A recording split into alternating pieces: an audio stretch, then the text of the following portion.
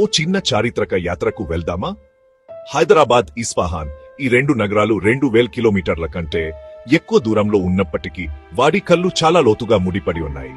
దక్షిణ భారతదేశంలోని హైదరాబాద్ దాని బిర్యానీ మరియు ముత్యాలకు ప్రసిద్ధి చెందింది.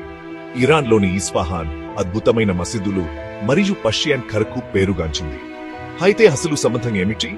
ఇది 15వ శతాబ్దంలో హైదరాబాద్లో కుతుబ్ షాహీ వంశం పాలనలో మొదలవుతుంది.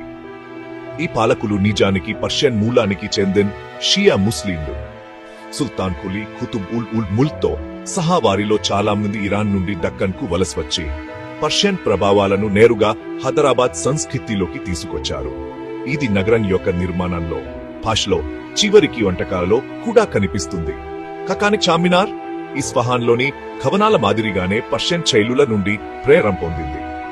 అందమైన నీలిరంగు పలకలు మరియు తోరణాలు అవి నేరుగా పర్షియన్ డిజైన్ పుస్తకాల నుండి వచ్చాయి. హైదరాబాద్ ప్రధాన భాషగా మారిన ఉర్దూలో చాలా పర్షియన్ పదాలు కలిసి ఉన్నాయి.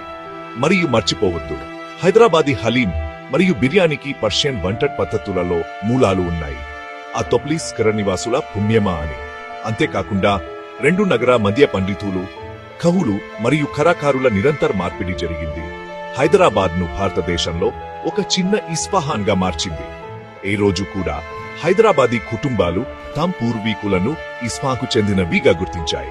కాబట్టి తదుపరిసారి మీరు పాత హైదరాబాద్ లో నడుస్తున్నప్పుడు లేదా అతోరణాలు మరియు గోపురాలు చూసినప్పుడు గుర్తుంచుకోండి, మీరు భారతదేశంలోనే పర్షియా భాగాన్ని చూస్తున్నారు. అది అద్భుతమైన హైదరాబాద్ ఇస్ఫహాన్ సంబంధం. చరిత్ర కేవలం తేదీలు మరియు యుద్ధాలు మాత్రమే కాదు, అది నగరాలు, ప్రజలు మరియు భాగస్వామ్య సంస్కృతి.